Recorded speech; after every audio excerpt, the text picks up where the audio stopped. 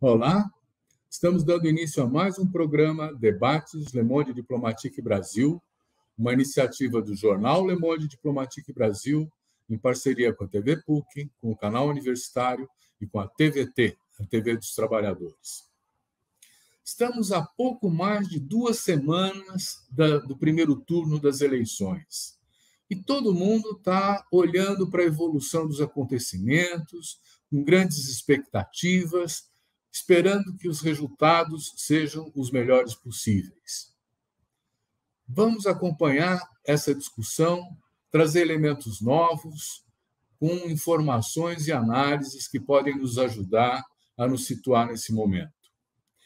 Para ter essa conversa sobre o que esperar das eleições, nós convidamos o Josué Medeiros.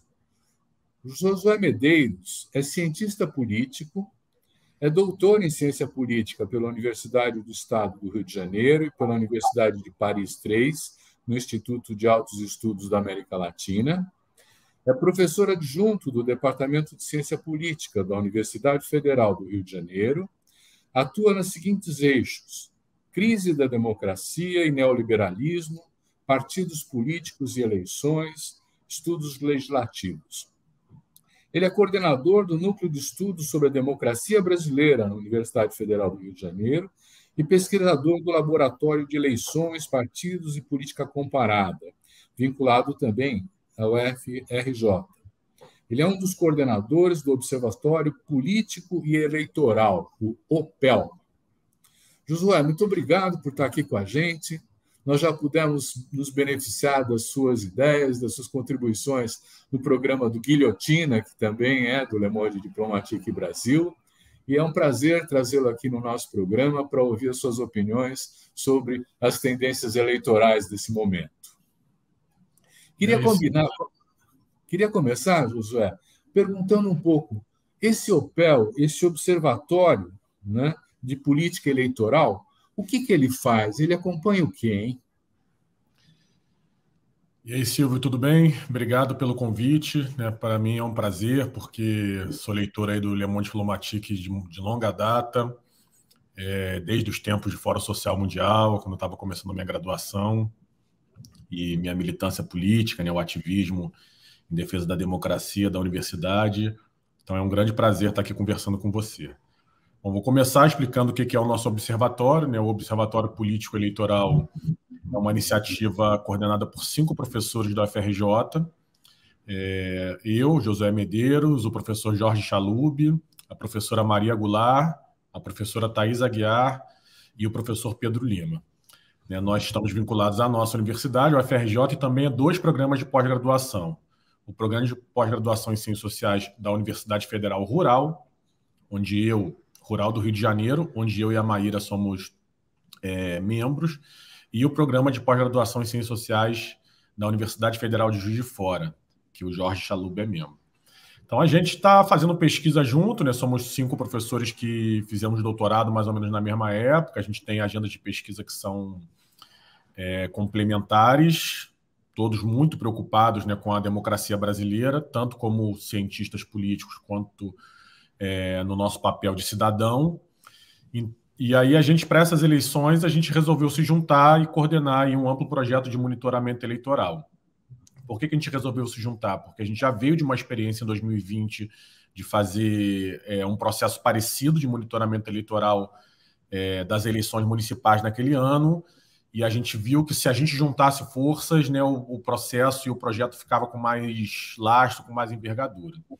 Então, no final das contas, a gente conseguiu um financiamento junto ao Perifalab, que é um laboratório de aceleração de candidaturas negras e periféricas. Eu costumo dizer que o Perifalab é como se fosse um Renova BR do bem, porque o Renova BR é aquela escola política que os empresários financiam, e o Perifalab, o que ele faz? Ele faz uma formação política para candidaturas que não têm acesso a alguns elementos que candidaturas já estabelecidas costumam ter, no campo progressista mesmo, como, por exemplo, estratégia política, saber o que fazer na mobilização, saber o que fazer na comunicação. Então, a gente no Perifalab preparou aí 50 candidaturas negras e periféricas do Brasil todo. E, além desse processo de formação, a gente abriu uma perna acadêmica, que é o OPEL, o Observatório Político Eleitoral, e esse monitoramento. Então, no monitoramento eleitoral, a gente tem 3 mestrandos, 10 graduandos, esses 13 com bolsa, e temos 20 voluntários, que são estudantes de graduação que ajudam no projeto, e aí, como são voluntários, eles fazem isso de um modo mais sazonal, né? E a gente tem uma hipótese, Silvio, que é a seguinte: a hipótese que essa eleição de 2022 é uma eleição de polarização não só eleitoral entre Lula e Bolsonaro, como uma eleição de polarização entre democracia e autoritarismo. Então é uma eleição que pode decidir pela continuidade da nossa experiência democrática, ou que pode marcar, né, um retrocesso sem limites na nossa experiência democrática. Josué, me deixa interromper para perguntar justamente isso. Por que se estabeleceu essa polarização? Ela é um fenômeno nacional, é um fenômeno internacional? Como é que vocês explicam que dessa vez está polarizado? Não estava polarizado nas eleições anteriores? Ótima pergunta, Silvio. Pois é uma ótima pergunta, porque o meu primeiro texto, inclusive, no OPEL, foi mostrar que a polarização eleitoral é uma tradição na política brasileira. A gente tem sempre a mídia empresarial falando em terceira via, né? Mas, com exceção de 89, que foi a primeira eleição, né, presidencial direta da nossa atual democracia, todas as outras você teve 2 polos, o PT e o PSDB, em 94, 98, 2002, 2006, 2010 e 2014, e o PT e o Bolsonaro em 2018. Então a polarização eleitoral é uma marca. Só que entre PT e PSDB, né, na polarização eleitoral que a gente viu até 2014, você tinha ali um pacto, né, um tecido comum. Os partidos disputavam a eleição. Claro que toda eleição tem um jogo sujo, tem cotovelada, tem rasteira, mas ao final da eleição a coisa se ajustava e todo mundo reconhecia o resultado. Em 2014, como todo mundo lembra, o Aécio Neves liderou, junto com o Eduardo Cunha e o Michel Temer, um processo de questionamento das eleições e de inviabilização do governo Dilma. Esse processo, com as pautas bombas que o Cunha aprovou, levou ao golpe parlamentar de 2016, e desde então a nossa democracia vive uma crise sem precedentes que levou à eleição de Bolsonaro em 2018, que levou ao brutal assassinato da vereadora Marielle Franco em 2018, à injusta prisão do ex-presidente Lula em 2018. Então, todo um conjunto de eventos e fenômenos que levou à eleição do presidente Bolsonaro e ao governo, né, de destruição que ele fez até aqui. E aí, o que a gente tem? Posso interromper? Claro, sem problema. Veja, eu tenho um pouco de problema com esse termo da polarização, porque a polarização supõe a radicalização das duas partes. E eu só vejo a extrema-direita atacando, seja o sistema político, seja os seus opositores, esse grupo que está articulado nessa grande aliança que tem o Lula à frente, né? Você não acha que polarização é um termo equivocado para isso? Então, eu concordo com você que só quem ataca é a extrema-direita, mas a gente tem tentado falar em polarização, sobre entre democracia e autoritarismo, para que a gente também entenda que a gente precisa radicalizar em defesa da democracia, radicalizar em favor da democracia, entender que essa eleição é muito decisiva, que a gente não é uma brincadeira, né? Que não é um alarme falso, que não é aquela metáfora do lobo, a gente não está gritando, olha o lobo, e o lobo não aparece. O lobo está aí, né? A extrema-direita, internacionalmente, como você bem lembrou já na pergunta anterior, né, ela está ameaçando os pactos sociais e coletivos em todo o Ocidente, né? Na Europa como um todo. Assim, quem gosta de futebol, é o meu caso, acompanhou a violência que o Vinícius Júnior, jogador brasileiro, sofreu esse fim de semana, com o estádio inteiro gritando morte a ele, morte, e depois cantando cânticos racistas contra ele. Então isso é a extrema-direita que está tomando né, uma ofensiva que é exatamente o que você falou, que polariza para um autoritarismo sem limites. Então a gente precisa polarizar também em defesa da democracia, e é um pouco esse o sentido da nossa pesquisa. A gente monitora temas que são temas que, na nossa opinião, fortalecem o autoritarismo. Então, por exemplo, a gente tem uma pesquisadora com o tema da violência política, outra com o tema das armas, outra com o tema das lideranças evangélicas conservadoras. Mas a gente tem também pesquisadores e pesquisadoras com os temas que são os temas que vão radicalizar a democracia no Brasil. Candidaturas negras, candidaturas de mulheres, candidaturas de trabalhadores, candidaturas indígenas. Então, a gente entende que essa polarização na eleição não é uma polarização entre Lula e Bolsonaro. Isso é eleitoral e é exatamente o que você falou. Tem um lado que ataca e o outro que não, mas do ponto de vista social e político, é democracia versus autoritarismo. Pois é. E tem gente que insiste na ideia da terceira via, quer dizer, que não quer optar nem por um nem por outro, né? Agora, eu desconfio que essa terceira via é a proposta do neoliberalismo sem o Bolsonaro, porque que terceira via é essa, já que, por exemplo, a social-democracia parece que desmanchou no mundo inteiro? Lembra as eleições passadas, quanto teve o PSDB nas eleições, o MDB? Eles eram os atores da social-democracia, principalmente. Hoje parece que não tem mais força, não é? Não tem mais força também, né, no mundo e no Brasil. Acho que, assim como a sua pergunta anterior, essa pergunta também joga a gente no contexto internacional, e isso é muito importante, né? Que às vezes a gente acha que as coisas estão acontecendo só aqui, né? Quem está nos escutando, quem está nos assistindo. E não é. O Brasil é parte de um processo, um fenômeno internacional, é um fenômeno de crise da democracia e crise do neoliberalismo. O projeto neoliberal falhou no mundo todo, né? Ele fez promessas que ele não consegue cumprir, a vida das pessoas piorou. E diante dessa piora da vida das pessoas, que a extrema-direita vem se aproveitando para crescer e que as forças democráticas e progressistas do mundo ainda patinam em dar uma resposta. A ideia de ter uma terceira via aqui no Brasil é a ideia de um neoliberalismo renovado, né? De um neoliberalismo que consiga romper o fla-flu, romper a polarização e, com isso, né, recolocar o Brasil numa chave de crescimento e de diálogo. Mas a questão não é bem diálogo, né? É um pouco isso. Não tem diálogo com o bolsonarismo, não tem como ter diálogo com a extrema-direita, não tem como ter diálogo com os racistas que estão fazendo piada com a ida do Bolsonaro em Natal com o Ku Klux Klan. Então, a gente precisa delimitar, né, uma linha que não pode ser atravessada. Então, por isso, a gente tem insistido nessa polarização entre democracia e autoritarismo, para que a gente consiga fugir dessa armadilha, que é como se fosse uma questão de diálogo, porque sem radicalizar a democracia no Brasil, o que vai acontecer? A gente vai derrotar o Bolsonaro dia 2 de outubro, mas o bolsonarismo vai se fortalecer nos próximos anos, como acontece nos Estados Unidos, onde o trumpismo está com mais força agora do que estava em 2020, porque o Biden não consegue cumprir as promessas que fez, preso, né, nos seus compromissos neoliberais.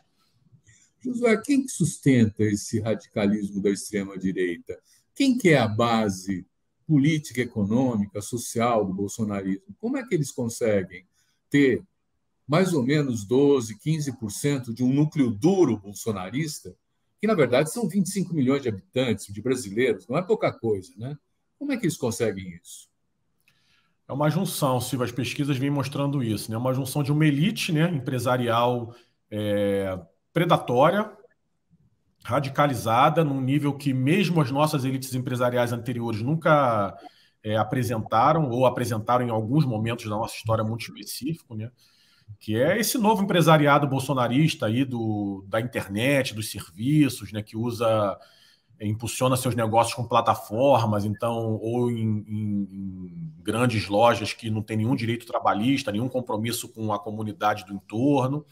Então, você tem essa elite, e quando você desce para a base da sociedade, você tem um padrão muito nítido, que é homens, em sua maioria, grande maioria brancos, urbanos, ainda que não sejam só das grandes cidades, né? Eles se capilarizam pelas cidades médias, pelas cidades pequenas, por isso a relação com o agronegócio é tão estrutural, de meia idade, entre 30 e 50 e 60 anos, e com escolaridade média e com uma renda média também, né? Então não são os muito pobres, e dentre os mais ricos, né, não são aquela elite intelectualizada, digamos assim, que o Brasil conseguiu cultivar, mesmo com seu desenvolvimento periférico histórico. Então, esse é o padrão, esse homem branco, né, de meia idade, que mora ou nas grandes cidades ou nas cidades médias e pequenas, ele envereda por um nacionalismo que é tosco, né? Que é sem compromisso com o próprio país, com o seu próprio povo, Tem na questão das armas o seu núcleo duro, mais do que a religião. A religião também, né, o evangelismo, ele também é parte desse fenômeno, mas ele tem uma sua autonomia, sua própria dinâmica, né? O bolsonarismo, esses 12 a 15%, é mais arma do que Bíblia, embora em algum momento essas coisas se juntem. É disso que a gente está falando, né? Qual é a pauta que está em disputa nessa eleição? Porque se nós não estamos falando do projeto de desenvolvimento brasileiro, de melhorar a condição de vida de todo mundo, do que está se tratando? Como é que o eleitorado está recebendo as mensagens? Nós começamos a ouvir, inclusive, as propagandas eleitorais agora, né? Não tem uma palavra sobre o que vai ser o Brasil no futuro. Como é que você vê isso? Essa é uma grande vitória do Bolsonaro. Eu acho que eu falei isso, inclusive, no Guilhotina. Assim, a gente conversou um pouco sobre o programa de governo e assim, uma vitória do Bolsonaro é que a destruição que ele fez é tão profunda que a gente não consegue falar em futuro porque não temos presente, né? Então, a gente está falando de uma eleição que significa refazer um mínimo de tecido coletivo para a gente ter um presente. E uma vez tendo um presente, a gente pensa no futuro, que é o que deveria ser a pauta dessa eleição, como de qualquer eleição, né? A gente, o que é um tecido coletivo? O nosso destino. O que é um tecido coletivo? É uma capacidade da gente ter instituições que representem o conjunto da população. Isso significa o quê? Que as instituições não podem governar só para os ricos, não podem governar só para os brancos, não podem ser compostas só de homens. A gente precisa refazer o nosso pacto para que os trabalhadores percebam que podem ter direitos sociais. A gente teve um conjunto para que o meio ambiente seja respeitado não no sentido empresarial, mas no sentido de um direito da natureza, né? Então, esse tecido comum, que é o nosso futuro, ele precisa que o Bolsonaro saia do governo. A gente precisa tirar o Bolsonaro. Não tem caminho com ele, né? Uma vez que a gente tirou ele, a gente pensa o caminho para essas pautas que eu acabei de mencionar aqui e outras que a própria sociedade brasileira ainda vai pautar e apresentar.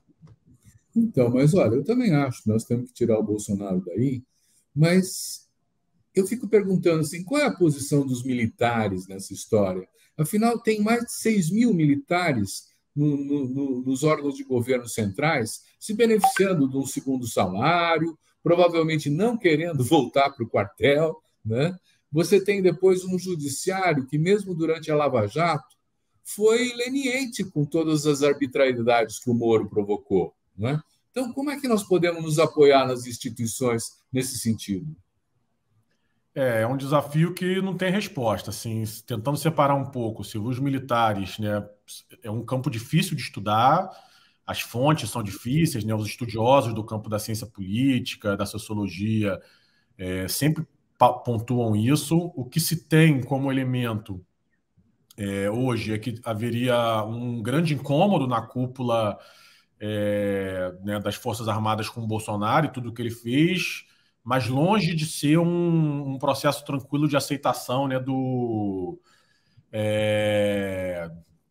Lula ou de outro candidato. Então é um problemaço mesmo, como você falou. No caso do judiciário, eu acho que o jogo é mais aberto, por incrível que pareça, né? Porque o STF, por própria vontade, já há alguns 15 anos, se colocou como um ator da esfera pública, né? E ele não pode mais sair. E ele não pode mais sair porque, como a gente falou, o bolsonarismo vai continuar atacando o Congresso, atacando o STF, mesmo que perca as eleições.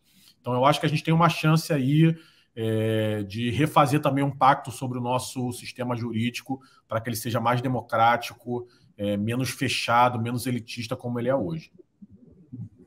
Nós estamos com 45% para o Lula e 34%, 35% para o Bolsonaro. Eles chegaram nos seus tetos e agora a gente tem que ver como é que se comporta quem votou em branco, quem se abstém, quem está apoiando os candidatos menores. Como é que é? Você acha que vai dar primeiro turno? Acho sim, Silvio. Estou muito convencido que vai dar primeiro turno. Acho que nenhum dos dois está no teto. Acho que o Bolsonaro vai chegar a uns 40%, ainda vai crescer, né? O bolsonarismo mostrou isso em 2018 e 2020. Eles têm uma operação, né, de fake news, de WhatsApp na reta final que aumenta a votação deles.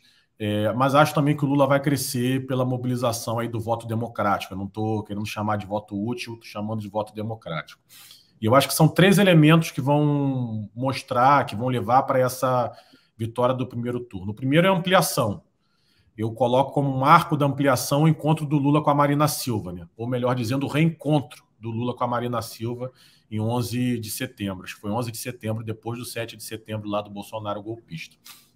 Então, esse encontro do Lula com a Marina Silva mostra uma ampliação da candidatura a Lula, não por rejeição ao outro, mas por adesão, né? Ela entregou um programa para ele, ela falou de futuro, como você questionou aqui, e o Lula se comprometeu com parte daquele futuro, né? Ou com um processo para que aquele futuro se apresente. Então, primeira dinâmica é ampliação.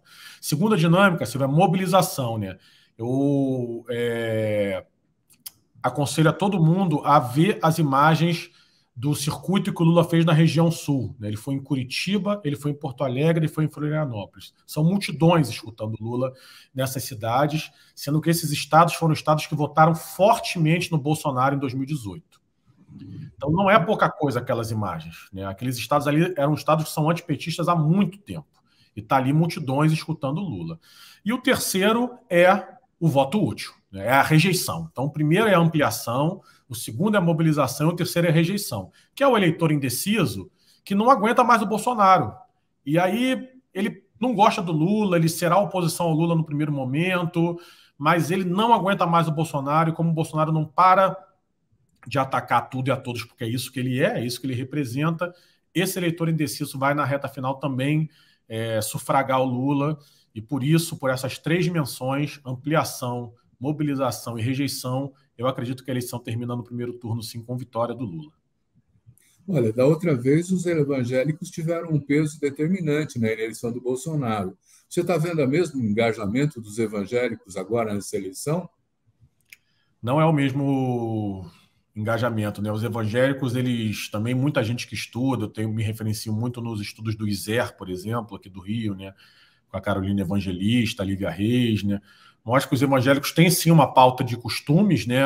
A questão da família é realmente muito importante, elas sempre chamam atenção sobre a necessidade do campo progressista se debater sobre esse conceito, a gente precisa conversar sobre isso, precisa apresentar uma resposta sobre isso, mas não é só isso, né? Os evangélicos também têm uma pauta social muito forte, as igrejas evangélicas são, em geral, pequenos espaços, né, descentralizados de proteção social para mulheres, por exemplo, que sofrem violência doméstica, ou para crianças e adolescentes que estão, né, têm um horário da escola, mas tem o resto do dia livre, e a igreja ocupa esses jovens no coral, em leitura.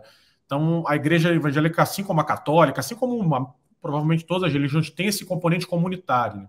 E esse componente foi profundamente afetado pelo governo Bolsonaro, né? Porque ele destruiu as nossas famílias, né? Destruiu a vida das pessoas. E as igrejas sentiram isso, sobretudo as mulheres. Então, quando a gente vai ver a segmentação das pesquisas, a gente vê como as mulheres evangélicas são as que mais apoiam o Lula dentro do setor evangélico, e não por acaso, né, a campanha do Bolsonaro botou a Michelle Bolsonaro numa ofensiva para tentar virar esse voto, mas, enfim, quando começou a campanha em 16 de agosto, estava meio empatado entre os evangélicos, agora o Bolsonaro tomou a dianteira, as pesquisas mostram isso, mas é ainda abaixo do que foi em 2018.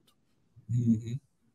Antes da gente passar para o Congresso, eu queria que você fizesse uma avaliação. O que pode acontecer se não der eleição no primeiro turno? Se nós tivermos um segundo turno, como é que a situação política vai ficar? A situação política vai deteriorar bastante se a gente tiver segundo turno, né? Tem não é uma coincidência, tem um acaso que esse segundo turno vai ser um segundo turno maior. O segundo turno, em geral, são 3 semanas, mas dependendo das datas, são 20 dias, esse vai ser até 30 de outubro, né? Então vai ser muito tempo de campanha, muito mais do que normalmente é. Segundo, que o Bolsonaro e o bolsonarismo, a luta deles hoje é para levar a eleição para o segundo turno, né? Eles não têm muita expectativa de vitória. E por que eles querem levar a eleição no segundo turno? Porque eles querem questionar o resultado da eleição. E é mais difícil questionar no primeiro e no segundo turno. Por quê? Porque as urnas eletrônicas no primeiro turno, elas elegem governadores, elas elegem 500 deputados, elas elegem milhares de deputados estaduais, elas elegem 27 senadores. Então não tem como o Bolsonaro dizer, o voto para presidente foi fraudado e os outros não. Ele vai ter que dizer que tudo foi fraudado, né? Então ele tem que enfrentar todo o sistema político. Ele não vai conseguir.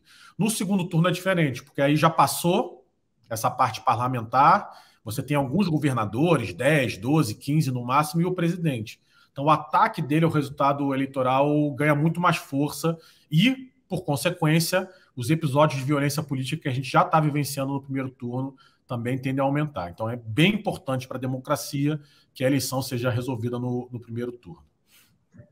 Vamos torcer para isso, vamos dizer que realmente aconteceu. Quer dizer, o Lula se elege no primeiro turno. O que acontece com esse Congresso, com a Câmara dos Deputados, que acabou controlando o orçamento público, né? O Centrão vai continuar aí, né? E como é que vai ser possível governar desse jeito? Olha, isso só vai ser possível governar com mobilização da sociedade, né? Isso eu não tenho nenhuma dúvida. Por isso eu tenho insistido, e a gente no OPEL faz isso, e acho que em diálogos como esse que a gente está tendo, né, em todo uma rede, as articulações da sociedade civil que a gente tem contato, que a própria eleição no primeiro turno tem que ter essa dimensão de mobilização que eu falei, né? Porque você tem que ativar uma energia que não para em 2 de outubro, mas que continua ativada para garantir a posse do presidente Lula, né? Caso ele vença as eleições, e depois para enfrentar desafios como esses que você vem pontuando, o judiciário, militares, a violência política, que a gente já falou aqui, né, da extrema-direita, e o Congresso. Né? O que a gente tem olhado, pesquisado, é que o Congresso vai ter uma composição melhor do que a de 2018. Né? 2018 foi a pior composição possível, mas não será uma composição majoritariamente progressista. Né? Então vai precisar de muita articulação política por parte do governo, que é um assunto, né, de outra ordem, e muita mobilização da sociedade, por exemplo, para um orçamento democrático, como você acabou de falar. Né? O orçamento secreto, ele é uma violência contra a democracia que, se não for revertida, você nunca mais tem governo no Brasil, nunca mais tem política pública no Brasil, nunca mais tem política de Estado, que é mais importante do que a política pública. Né? A gente transformar, por exemplo, o Bolsa Família num grande programa de renda básica que seja política de Estado, escrito na Constituição. Com orçamento secreto, a gente não consegue fazer isso. Josué, como é que se avalia o fato de que o Auxílio Brasil já está chegando para quem mais necessita e isso não virou o voto para o Bolsonaro? Como é que é isso? Olha, como é que a gente tem explicado isso, o Silvio? Um programa, uma política pública dessa dimensão, ele precisa de tempo, né? De muito tempo para ser implementado pelo Estado, para que as pessoas sintam seus impactos, para que o Estado vá lá avaliar os resultados, porque eles não são imediatos e nem são diretos, né? Você tem muitas nuances regionais, de gênero, de tempo, e você precisa depois de uma política de comunicação eficaz que amarre isso numa narrativa. O Lula, quando lança o Bolsa Família, ele lança o Bolsa Família em 2004.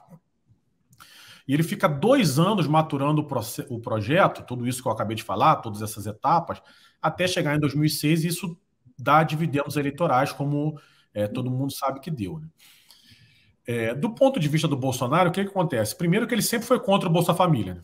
Ele tem inúmeras declarações até 2018. Em 2018 ele começa a mudar esse discurso. Até 2018 são inúmeras declarações, dizendo que o Bolsa Família era esmola, era coisa para vagabundo. Então isso está na memória das pessoas. Esse é o primeiro ponto. Segundo, que ele teve 4 anos de governo e não fez. Então isso também pega para as pessoas. Terceiro, que ele vai fazer o tal do Auxílio Brasil há 2 meses antes da eleição.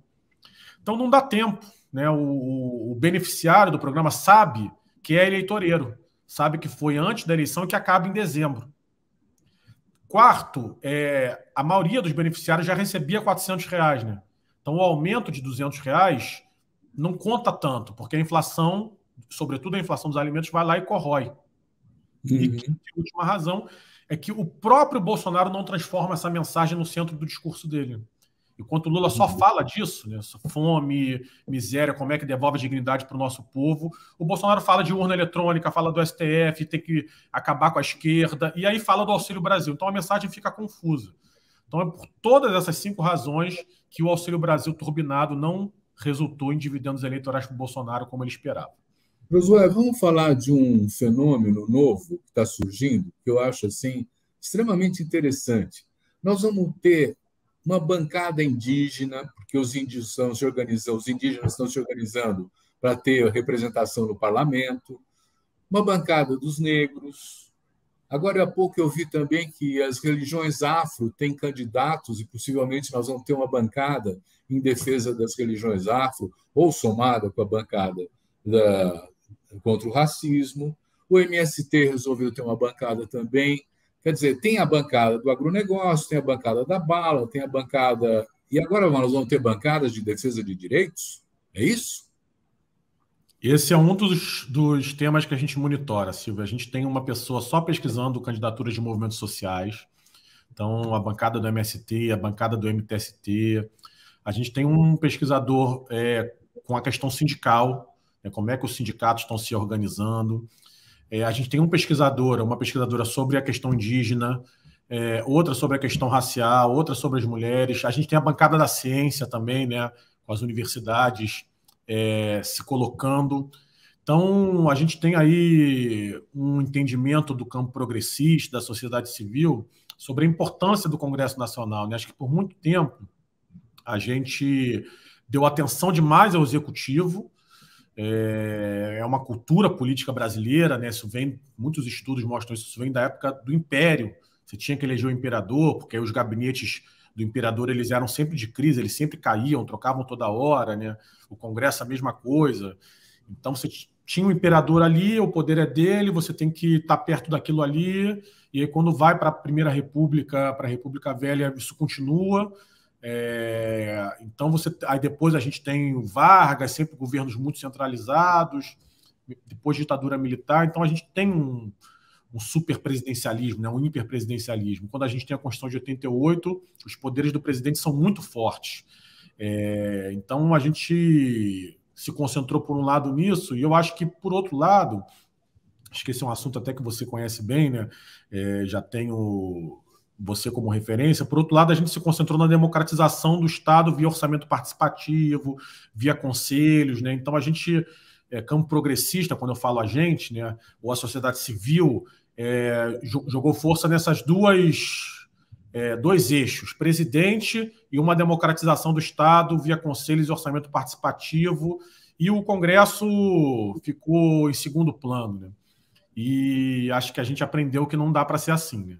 Então precisa de uma bancada de direitos, e a gente está com bastante expectativa de que essa bancada consiga se constituir em atuação parlamentar, porque não é fácil, né? O Congresso não facilita, o trâmite legislativo é tudo muito complexo, para que a gente possa ter esse saldo a favor da nossa democracia, que é um novo tipo de bancadas e de atuação parlamentar no Congresso. Tem aquela história de que para você poder promover o impeachment, tem que ter o quê? 3/5 do Congresso, né? Quer dizer, isso. É possível que essa bancada progressista tenha mais do que o necessário para bloquear eventualmente o impeachment? Acho que são 176 deputados, não é isso? Isso. Eu acho possível, sim. Como é que vocês acham? Que avaliação vocês fazem? Eu acho possível, sim, Silvio. Eu acho que teve um movimento que o Lula fez na mesma semana, eu gosto de destacar isso, na pré-campanha, que foi quando ele anunciou o Alckmin como candidato a vice-presidente, né? O ex-governador de São Paulo, Geraldo Alckmin, né? Que sempre foi do PSDB, um quadro bem consolidado da direita brasileira, que se desfilia, entra no PSB, um partido de centro-esquerda, e é candidato a vice-presidente. Na mesma semana que o Lula anunciou isso, foi a semana que o Guilherme Boulos, a liderança do MTST, candidato a presidente pelo PSOL em 2018, que era pré-candidato ao governo de São Paulo, retira sua candidatura para apoiar o Lula e o Haddad e anuncia que será candidato a deputado federal. Então, como é que eu sintetizei essa semana, né? Foi a semana em que o Lula montou a frente ampla, porque ele tem aí uma centro-direita como vice com o Alckmin, e ele consolidou o apoio de uma esquerda mais mobilizadora, mais radical, que é o PSOL e o Boulos, né? E eu não estou falando radical em sentido negativo de modo algum. Eu acredito que essa operação dá os 176 deputados para impedir o impeachment, né? Você ter aí a esquerda tradicional que apoia o PT, PCdoB, PV, que é uma federação, você tem a federação da rede do PSOL, a Marina apoiando o Lula aí confirma esse movimento, e você tem aí uma centro-esquerda organizada no PSB, com setores do PDT, com setores de outros partidos que perfilam aí num seguro anti-impeachment, além da própria capacidade política do Lula, né? Uma vez ele estando lá na presidência da República. Olha, eu vou transmitir para você umas provocações, tipo assim, olha, se o PT assumiu o governo, são os comunistas que chegaram lá. Cuidado, porque eles vão fazer rupturas fortes na institucionalidade. Como é que você vê isso? Isso é um processo de mobilização de certos fantasmas, certos medos que também não é só nacional, né? Acho que foi muito bom você começar a nossa conversa trazendo para esse plano internacional. A gente acompanha as eleições na América do Sul, em todas as eleições da América do Sul, lá do Boric no Chile, do Petro na Colômbia, antes do Alberto Fernandes na Argentina, esse fantasma do comunismo aparece. E ele, na verdade, funciona mais como um organizador aí dessa extrema-direita do que um elemento muito decisivo do voto, né? Ele acaba sendo mais um elemento que confunde e que, junto com outras fake news, acaba criando um caldo de cultura pró-extrema-direita do que um elemento que ele em si, sozinho, tem força. Ele tem força, sim, para organizar uma extrema-direita, mas não para decidir a eleição. Pois é, porque tem alguns argumentos, né? Por exemplo, o argumento da corrupção é um outro, atribuindo ao Lula, ao PT, uma enorme corrupção que o impediria de ser apoiado pela população. Mas o Bolsonaro tem aqueles imóveis todos pagos em dinheiro vivo. Como é que ele pode acusar o oponente de corrupção se ele não tem isso? Mas é um elemento importante da campanha, não é? É um elemento importante, né? Mas mudou o eixo mesmo de 2018 para cá, né? 2018, aliás, agora em 2022, a importância que o eleitorado dá para a corrupção voltou aos patamares históricos que sempre a gente viu no Brasil, que é a corrupção figurar como quarta ou quinta preocupação do eleitor brasileiro, atrás de economia, de segurança pública, saúde e educação. Então tem variações, às vezes a corrupção está em quarto, às vezes está em quinto, vai variando. Em 2018 foi o primeiro, foi a única eleição nossa que a gente viu isso. Tal foi aquela mobilização do lavajatismo, né, com o braço jurídico, o braço midiático e o braço social, com aquelas mobilizações da direita, né, contra a Dilma, o MBL, aquele processo todo.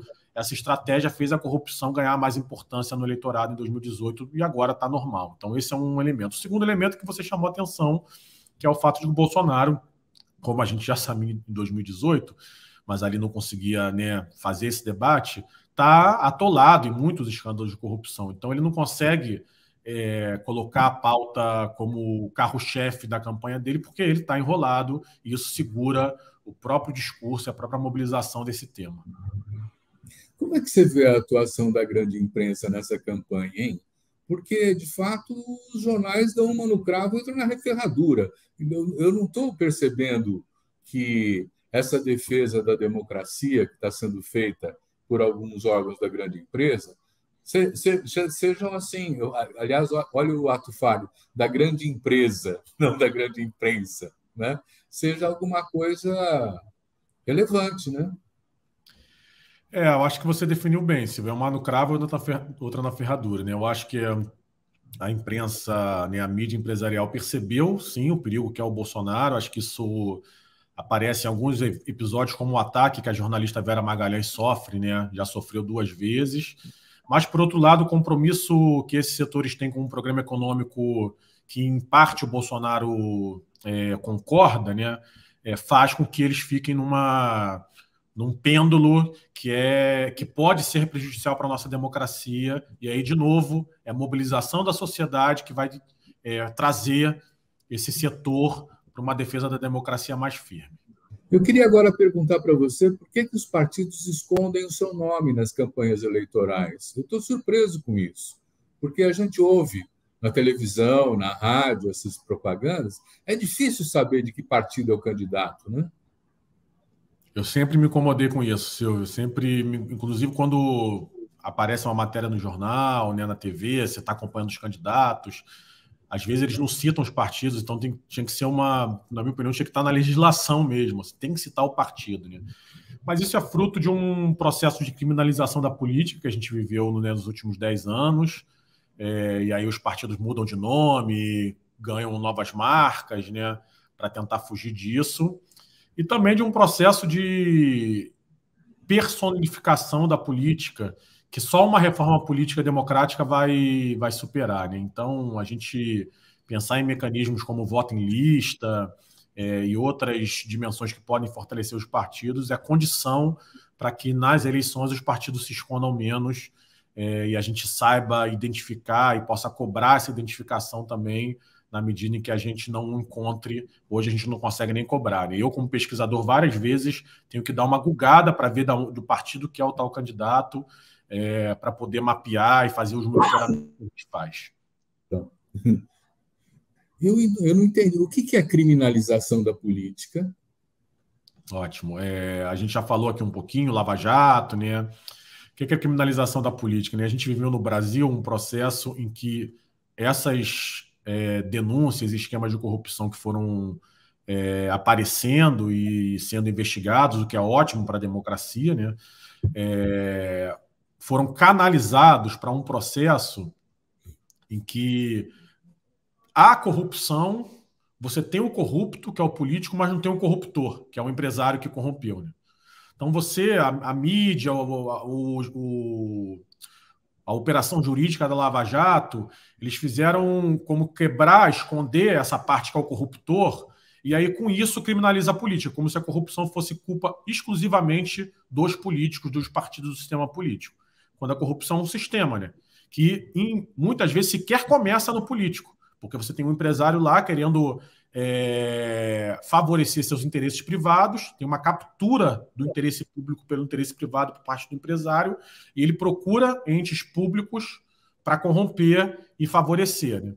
Então, quando você corta essa visão sistêmica, você gera uma criminalização da política. Foi o que a gente viveu com a Lava Jato muito forte, né? Sérgio Moro, nacionalmente, Dallagnol, em São Paulo, Bretas, que é outro juiz aqui no Rio.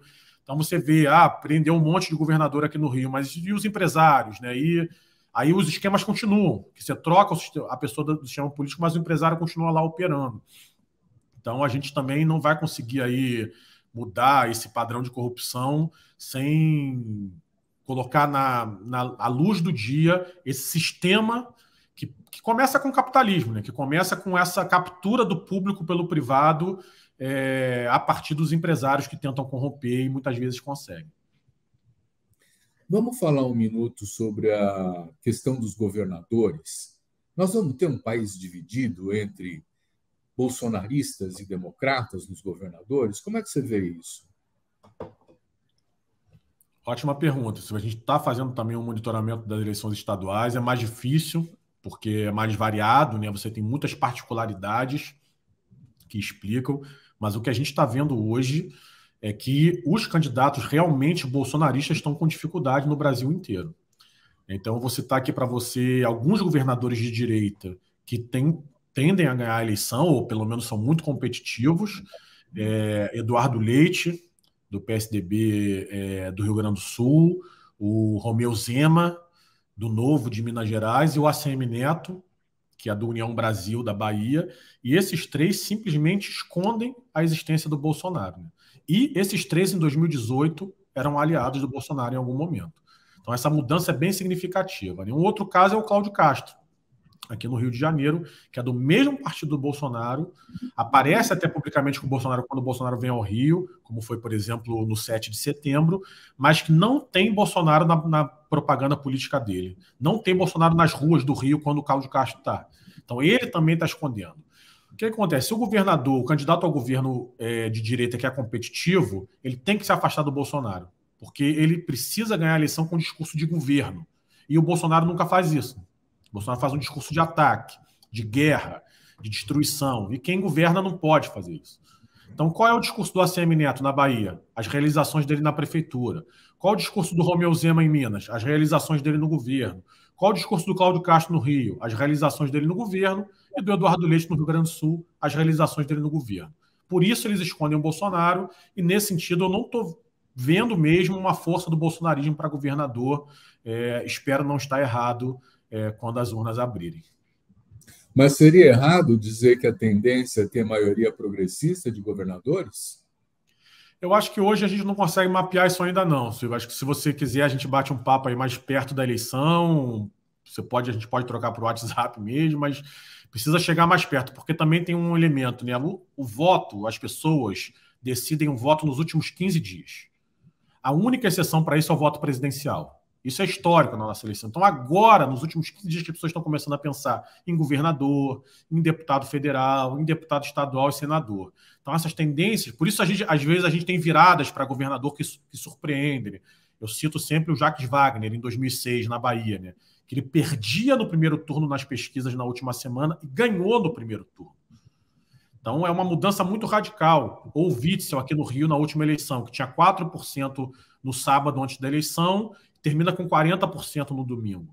Porque tem operações de mobilização, né, mas tem também o fato de que as pessoas só param para pensar nisso na última semana. Então, a gente tem que olhar mais de perto essa tendência que você está perguntando, mais para frente.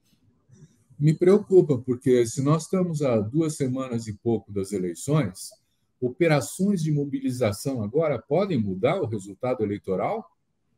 Podem mudar, sim, tanto as operações de mobilização democráticas, né, com ativismo nas ruas pedindo voto, com conversas em WhatsApp para convencer as pessoas, quanto as operações autoritárias de fake news, de disparo em massa de WhatsApp, financiado por empresários, né, que são aí, de novo, quem corrompe. Né? As fake news não nascem do nada, né? Tem alguém financiando isso.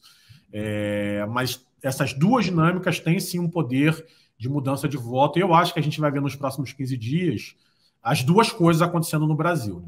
Né? Muita rua, muita gente se mobilizando para resolver a eleição no primeiro turno a favor da democracia, e essa operação bolsonarista aí de fake news a 1000 nos WhatsApps aí do nosso povo até o dia da eleição. Você sabe que eu tenho visto, aliás, amigos meus, conhecidos, que falam assim: eu tenho medo de botar uma camiseta que vai mostrar que eu estou apoiando o Lula na rua, porque eu tenho medo de ter uma hostilidade da parte dos bolsonaristas. Quer dizer, você tem um voto enrustido aí que vai aparecer? Acho que sim. Acho que a gente... Por isso que quando você perguntou do teto, eu acho que não tem teto. Acho que tem um voto envergonhado aí do bolsonarismo também, mas vai ter muito voto envergonhado a favor do Lula por conta disso, por medo. Né? Então as pessoas estão com medo de se posicionar. A violência política é um elemento muito decisivo nesse momento. A gente está vendo, né, pessoas que são mortas por conta de política. E aí muita gente que fica quietinho, que olha aí uma panfletagem, não pega nada, não bota nenhum adesivo, mas na urna vai acabar manifestando aí o voto em favor da democracia. Josué, nós estamos chegando ao fim do nosso papo, por incrível que pareça, passa rápido, né? E eu queria finalizar essa conversa com você perguntando como é que você avalia o que o governo Lula, se for eleito, pode fazer. Porque com as alianças com o Alckmin, com um Congresso que tem o Centrão, será que dá para fazer alguma coisa ou ele vai ser engolido por essa lógica? Olha, Silvio, eu queria agradecer aqui o espaço, foi um prazer conversar com você. É exatamente o que você falou, não dá para passar rápido, a gente quando vê, parece que tem muito assunto, né? E o jeito que você conduz é ótimo, então agradeço mesmo. Bom, sobre a sua pergunta, eu vou me considerar impedido de responder por questões de tensão eleitoral, né? Eu realmente, como você falou aí do que eu estudo, enfim, isso vai ser um assunto que eu vou pesquisar com muita força, além de me engajar como cidadão, né? O que vai ser do próximo governo, como é que refaz a nossa democracia, como é que refaz uma economia que seja voltada para a maioria da população, como é que refaz o nosso meio ambiente, né, que está destruído. Mas eu acho que no momento é impossível dar essas respostas, porque a gente vai saber... Acho que toda eleição tem um pouco isso, né? A eleição ela decide o que vai ser o país nos próximos anos, mas eu acho que essa está num nível muito elevado. A gente está na porta do abismo, ou pode voltar a caminhar coletivamente para algum lugar minimamente saudável e de conversa, e de mobilização, de democracia. Então, acho muito difícil fazer uma projeção de governo agora. Acho que logo depois da eleição vai ser difícil também, porque a gente vai ter uma mobilização para a defesa do resultado das urnas. Mas eu já faço isso, já que a conversa foi boa, me convido aí para uma próxima para a gente conversar sobre isso. Está convidado. E quero agradecer muito, então, ao Josué Medeiros pela brilhante conversa que nós tivemos agora, esclarecedora do momento que nós estamos vivendo, e agradecer a você também que nos assiste. Semana que vem tem mais. Obrigado.